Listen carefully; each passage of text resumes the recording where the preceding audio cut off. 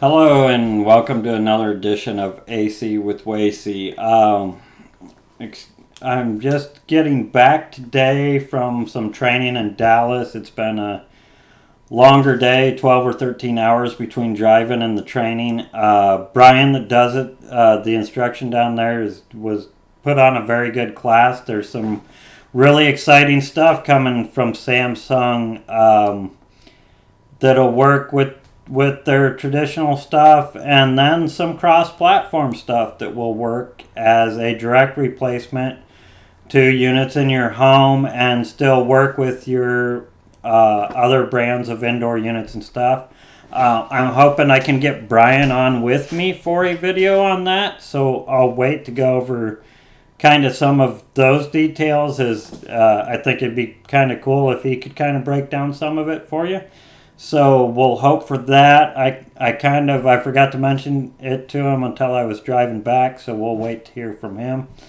None of the videos that we're doing are getting crazy amounts of views, but I have gotten really good feedback from y'all. I appreciate y'all taking the time out and watching them and getting back to me. I love getting questions. I like getting ideas, like being told that you were able to use the video is always phenomenal, but I really appreciate y'all giving me ideas, as it makes me feel like you want me to keep doing them. and it also kind of lets me know where people are concerned the most. So that being said, today's video, I think we're going to go through some common AirFlow questions. These are going to be really broad questions. I'm hoping to keep this video a bit shorter and just kind of go over some of the general stuff that we hear. I think in the next day or two I'll do a longer video on static pressure, what it is, how it influences your system, what good rates are that you're aiming for, and that'll lead into a video on types of ductwork and things that influence your airflow, because static pressure is kind of how your airflow is being influenced. But that video will lead into the ductwork one, to where we go more in depth on types of ductwork, how ductwork is installed, the number of fittings, different things that affect it, and the different types of it. Bryson, who worked with me, I guess was training with me while I was with Easter, he had sent me that, and him and some other guys were kind of hoping I'd do one on that. So we'll hit that as soon as we can, but I think I want to hit the static pressure first. And then the third one that we'll do, Terry from Lone Star Insulation. They do all types of insulation. They do ductwork testing, blower door testing, all that good stuff. Terry had asked that I do one on how you determine how much fresh air a house needs. And I hadn't thought of that, but that would be a very good topic. So I think I can keep that one a little shorter. So maybe next week's short video, that's what we'll do. But for today, I'm just going to hit some real common questions. Most of these have been asked in the last 2 weeks at one point or another. The first one actually came from a guy in the class today that hasn't installed a lot of Samsung, that's just moving into it. And I get asked this by homeowners all the time, but fresh on my mind because he asked. He came over and asked about a couple different types of the Samsung products that I've installed, and how the airflow feels with them. Do they keep a house as comfortable as a ducted system, etc., etc.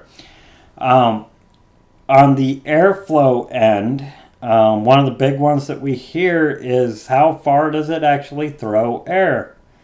And there is not a good answer to this question. They're a variable speed unit. The fan will come up and down and blow harder and softer in different points of the cycle. However, as far as the area that I'm comfortable with them circulating the air and bringing it back and blowing across in high speed, And this is not approved by Samsung. I would have to look at their literature to see exactly what it is. This is what I do in my designs and what I'm comfortable with.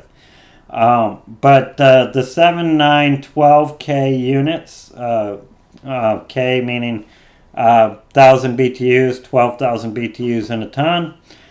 So up to 1 ton, I typically don't want to be throwing that air any more than 15, 20 feet. You do not want it throwing to a wall that's less than, say, 6 feet away or 8 feet away. In the heat cycle, that airflow will flow back to the top of that unit and overheat the air coming out, trip an error code. So you don't want it on a short wall, but you also don't want to get out there 15, 20 feet away on a ton or less, as it's going to get really hard to feel that air on the other side. That being said, you get over 12,000 BTUs, you get over a ton, you go to say a ton and a half or a 2-ton unit, and you're typically good feeling that at 25 to 30 feet. I would never put one over 30 feet. I have a friend, Robert, who lives up the road here. We have a ductless system on his house, and his living room area was about 40 wide or somewhere in there, and we had a wall mount unit serving it, and I wanted to put one on the other side. He didn't want one on the other side, so we ran the wires and everything for it, and he put a big ass fan in the center to circulate air, and that does a phenomenal job. We never had to add the other unit on the other side that we had prepped for, but I'm glad that we put the stuff there. That way, had it been a problem, we would have had it down the road and not had to dig into walls and foam and all that.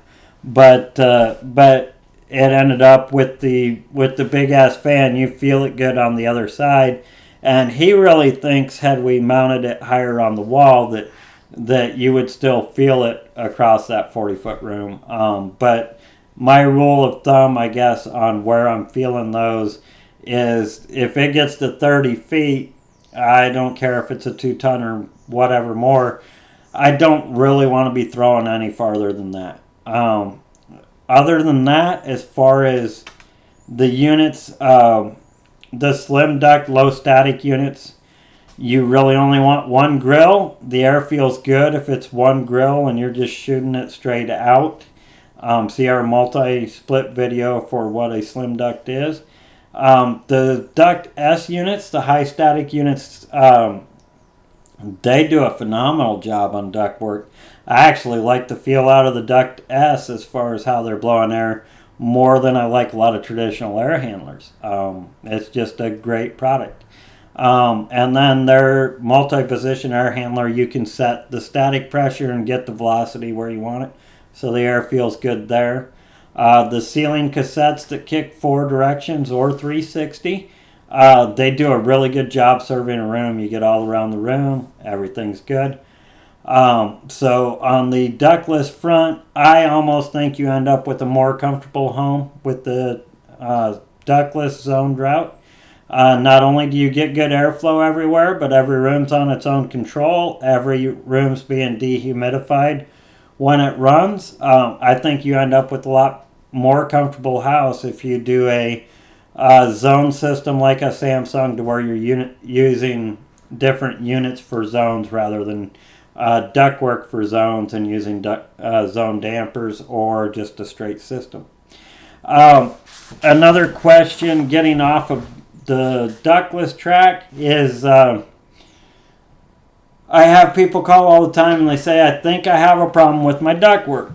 And my question is always, well, why do you think that? And the response is inevitably, well, it's not cooling well. And what I mean by the question when I ask, well, what do you mean by that, is, do you have a room or two that's not cooling? Is your whole house not getting to where you want it? Do you have a room that was good before that is no longer getting good air? And the reason I like to ask these questions as follow-ups there, so if you have a home and you've recently changed the AC or or gotten it installed or whatever, and the entire home, you set your thermostat at 70, it's a hot day and your house will only get to 72, 73, but it's consistent across the house, you likely don't have a ductwork issue. It's likely a capacity issue. You could have equal leakage across your entire system, and that would be a ductwork issue. But typically, if the whole house is the same, if it's not getting to where you want it, you have a capacity issue. Either your unit's not performing to full capacity, you've got something wrong with it. Your entire ductwork system is leaking, capacity out, or it just wasn't designed properly and you don't have enough capacity for the area. If you have a room or a couple of rooms that are not cooling as well as the rest of the house, that's an entirely different thing. So the way I describe it to people is, if this is a problem and it's always been a problem, it likely started with install, which means it started with design. I see this a lot where you have a high vaulted ceiling and you have to run one big duct across the vault to hit the other side, and then it doesn't seem like anything on the other side cools or heats very well.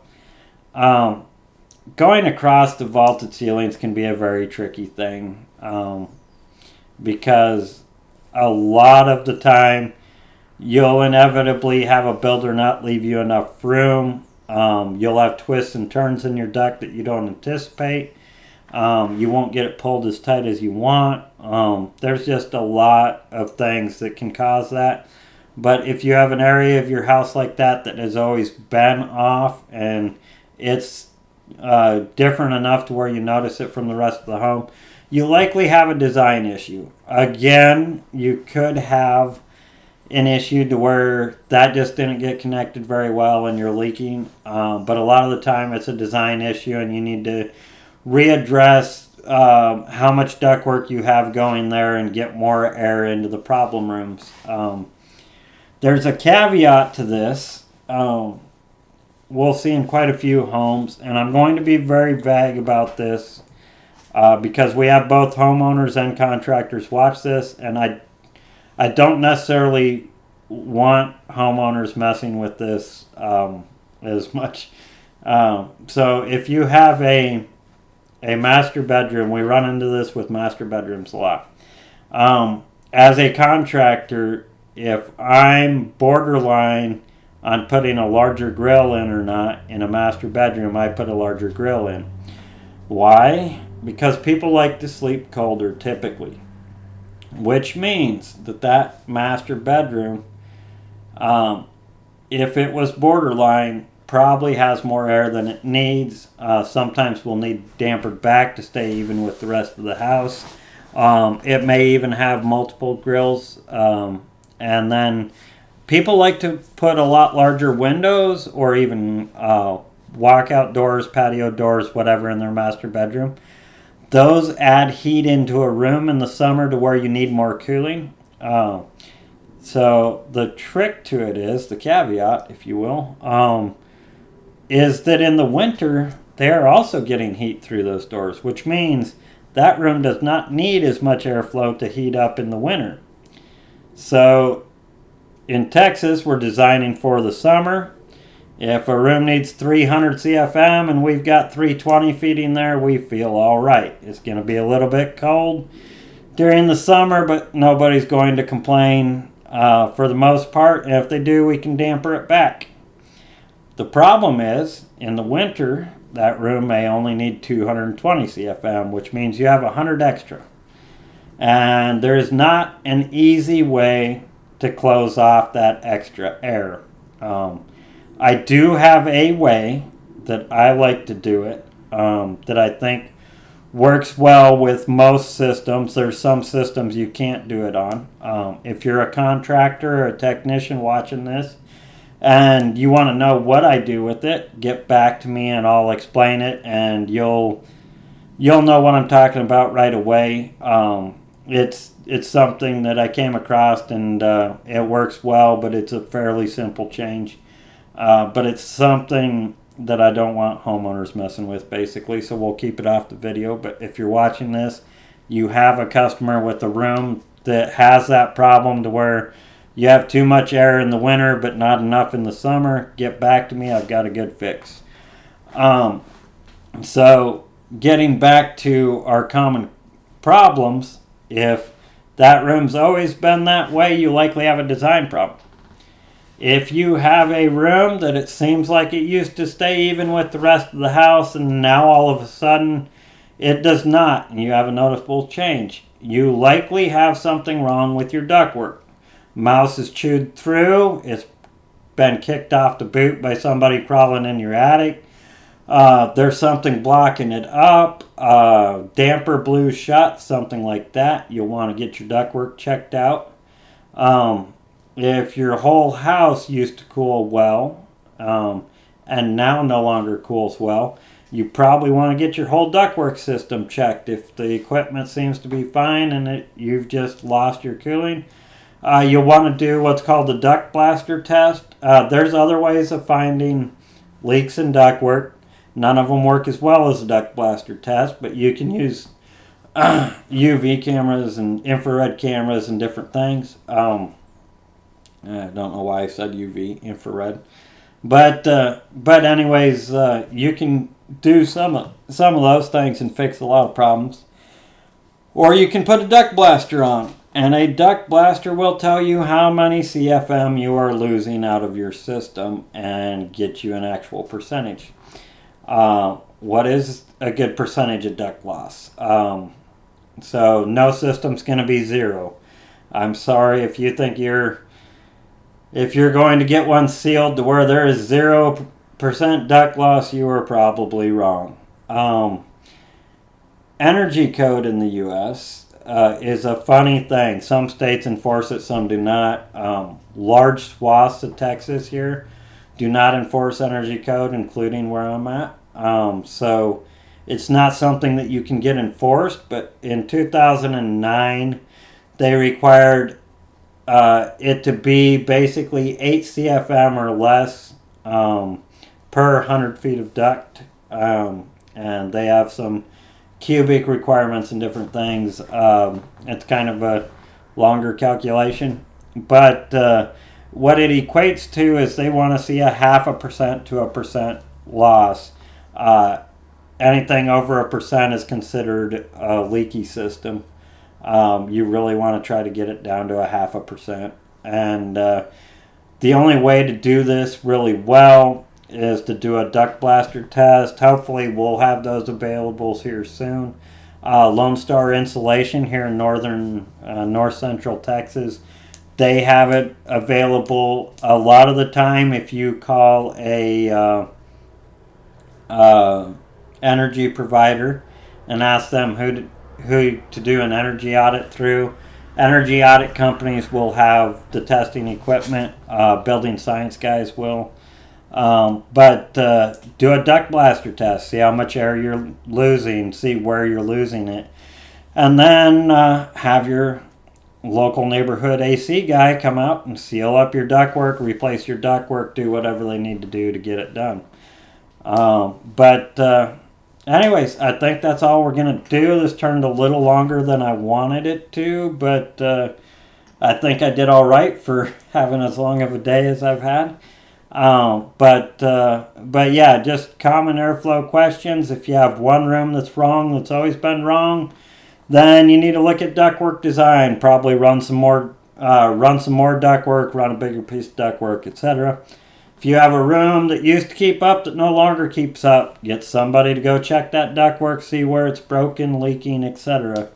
If you have a section of the house that is not working, then you need to look for a Y or a distribution box, something like that, and see why that's not getting enough air. Maybe it's poor design, maybe it's leaking.